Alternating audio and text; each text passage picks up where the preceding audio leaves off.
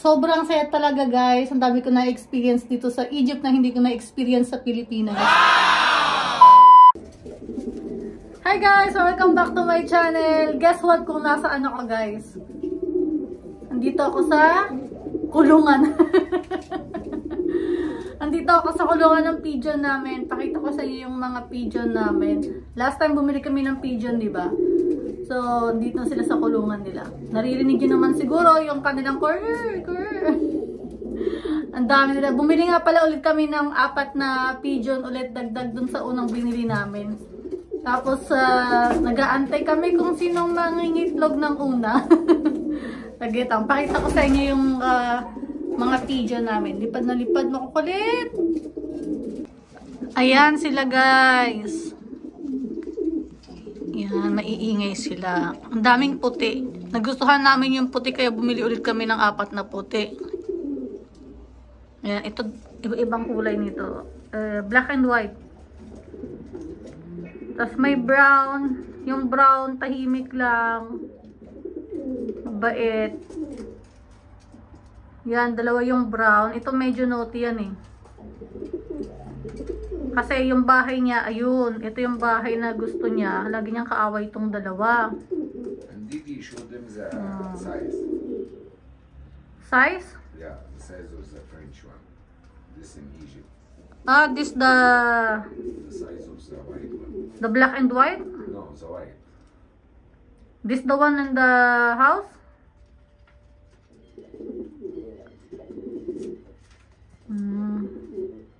Yan, ang laki niya, no? Malalaki yung mga puti.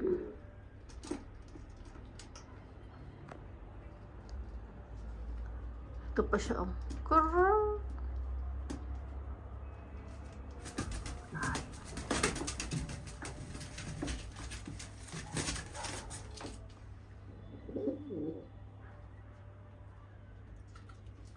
That's it. Oh. Gumawa sila ng baby. Ay. Ganun lang ang paggawa ng baby nila, guys. Kagabi pa yan. Ang kulit niyang dalawang yung kagabi pa. Naghaharutan. Tingnan nyo naman. You know. Ganyan sila magharutan.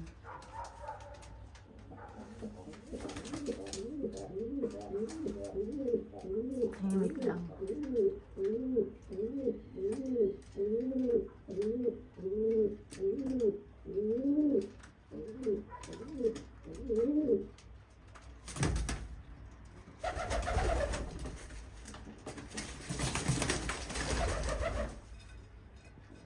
Turbo.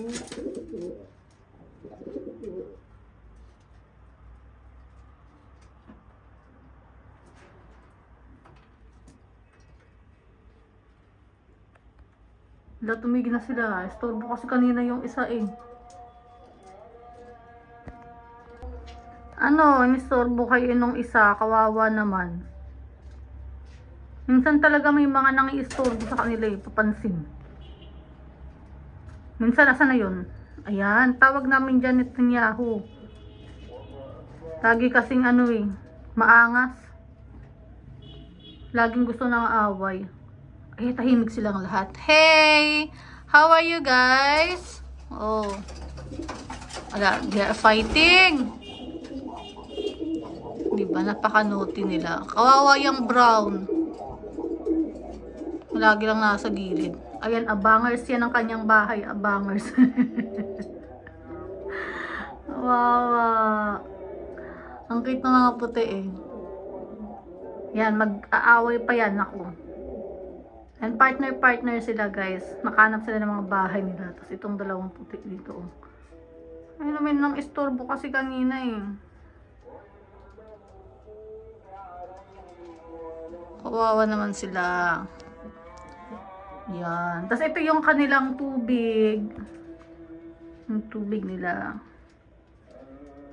Nilagyan namin siya ng fenugreek nung nakaraan. Pinakuluan yung fenugreek. Tapos ayun yung ginawang tubig nila. Kasi vitamins daw yun. Tapos after na maubos na yung funigric na ginawa namin, yung funigric mix mo na beans, binabad namin sa araw para pakain sa kanila. Kakatapos lang ako kumain ng mga yan. Tingnan nyo oh. Ang daming kalat sa baba. Tinatapon lang nila yung pagkain. Pag nakasarado kasi yung pagkainan nila, hindi sila kumakain masyado. Magugutom. Ano, saan kayo? Saan ang bahay nyo? Lahat yan nakaano na sa bahay oh. Nakapesto na. Yung brown na lang nag-aantay talaga siya nung ito yung gusto niyang bahay talaga eh. Yung dalawang brown either dito o dito. Tig-isa sila ng dalawa na brown. Kaso yung mga puti na partner laging nakapesto diyan. Nag-aaway-away pa yung mga yan.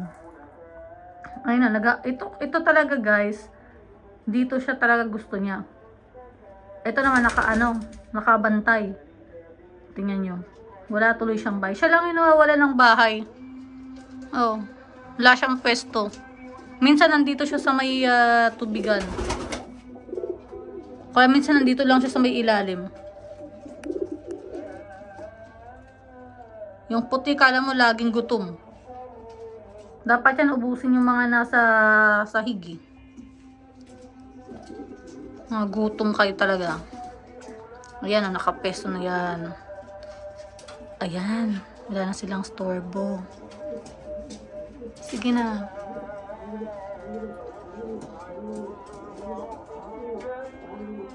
O, diba guys?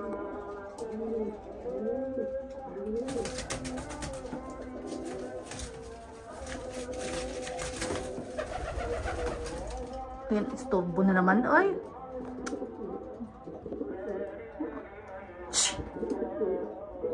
Istorbo yun. Istorbo kanina pa yan eh. Pangalawa niya na yan. Hayaan mong mag-ano tong dalawa.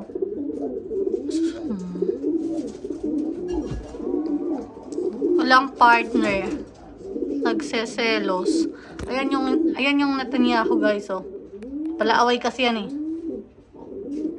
Akala mo siya yung may-ari ng bahay nila eh. Wala na, bumaba na siya, napagod na rin siguro. Baba ka na rin. May prayers pa. Lakas, diba? Ayan, uminom siya ng tubig.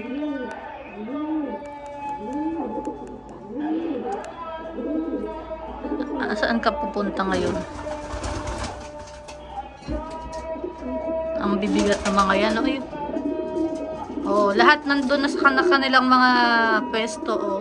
Yung brown na lang talagang naliligaw. Abang-abang siya kung saan siya pupunta. Ay, nag-aaway yung dalawa sa taas. Oh. Ano? Nakita niyo yun? Kulit. Ito yung nakaraan nakapulupot yung tali sa paa niyan. Hindi namin malaman kung saan niya nakuha yung tali. Ang hirap pa naman hulihin guys. Sobrang hirap nilang hulihin. Nagliliparan talaga sila. Ayaw magpahuli ng buhay. Akala siguro lulutuin na sila. Oh, hindi pa. Pag nangitlog na kayo, saka kayo kakainin. Yan, dito kasi kinakain yan. Ginagawang hamam. Nilagyan ng kanin yung loob. Masarap yan guys. Masarap hamam. Yung tawag nila dito sa Egypt. Dito sa Middle East. Lahat naman ng taga Middle East kumakain ng hamam. Napakasarap. Mas masarap pa sa manok. Oy. Diba? Sino kaya ang kakainin natin muna? Ay, una. Who we will be eaten first? Ah! Diba? Mag-selfie muna tayo. Saglit lang. Sa kanila masyado nakapokus na yung camera sa kanila eh. Sama na ako sa video. Yan sila guys. Lapit kaya ako. Noong una, takot na takot talaga ako. Kasi first time ko yan eh. First time kong maka-experience guys na ayun. Andito ako sa loob ng libunan. Sagit lang, malapit tayo. Say cheese! Mabait naman yung mga yan. Hindi naman nananakit. Dilipad-lipad lang yan sila. Pero hindi naman sila maangalmot. Yung pinsan nung asawa ko, andito sila na nakaraan. Tinatry niyang hulihin. Kahit sino sa kanila, tinatry niyang hulihin. Siguro nagalit yung mga yan. Kinalmot siya. Kukulit kasi. No, diba? Nag-iingay na sila. Diba? Ang ingay na. Yung nag-iingay guys, yung lalaki daw yung kapag lalaki lang daw yung naggaganon. Yung mga babae tahimik.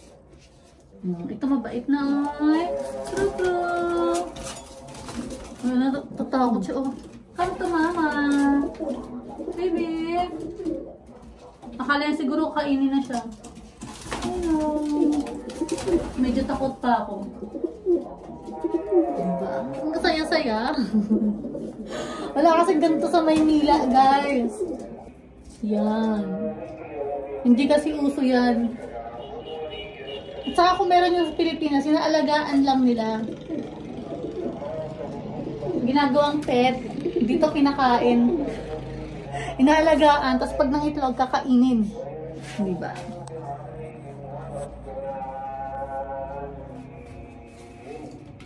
Yan. Saya-saya sa Egypt, guys.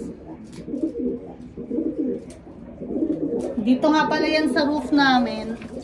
Pinasadya pa to eh.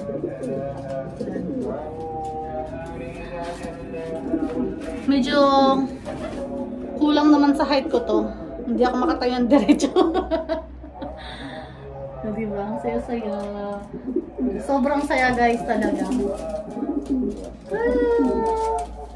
Pag kinakausap niyo yung mga yan, tumatahimik. Yan, hindi naman sila masyadong takot sa akin kasi araw-araw naman ako nandito, pati asawa ko. Pero nung una talaga guys, sobrang takot talaga yung mga yan. Hindi maka-pirmi sa isang lugar. Oh, diba? Ayun, may ilaw nga pala sa kabila. Kita ko. Ayan yung ilaw nila, yung nag-iisa nilang ilaw. Maayos naman yung ilaw na yan, guys.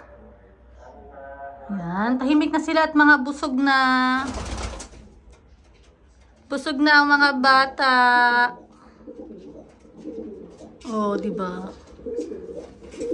Come to mama, baby. Ako, yung brown talaga, guys. Tingnan niyo siya, oh. Oh.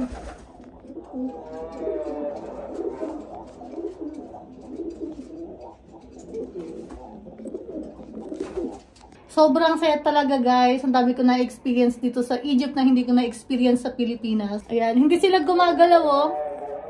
Nakiki-video din sila. Say cheese! Say cheese everyone! Oh, tahimik sila. Naku guys, sobrang saya ko talaga. At wala kasi ako nakakausap dito sa Egypt. So, nung bumili yung asawa ko nito, sobrang tuwa ako talaga guys. Diba? At first time ko silang ma-experience na ganyan. Kahapon nga nahawakan ko yung isang hamam kasi nga tinanggal namin yung ano niya, yung nakapulupot doon sa kanyang paahan, nalubid, natali, ewan ko kung niya nakuha yun. Hi! O diba? Sobrang saya guys. So I'll see you in my next video. Hanggang dito na lang tayo guys. Papakita ko sa inyo ulit. Pag, inshallah, sa susunod na video ko, may itlog na dito. 1 week na rin tong mga pigeon dito sa amin eh. So, baby, say goodbye. Bye-bye. See you in our next video. Bye-bye. Bye-bye. Thank you for watching, guys. Please don't forget to click like and share. See you on my next video. Bye-bye.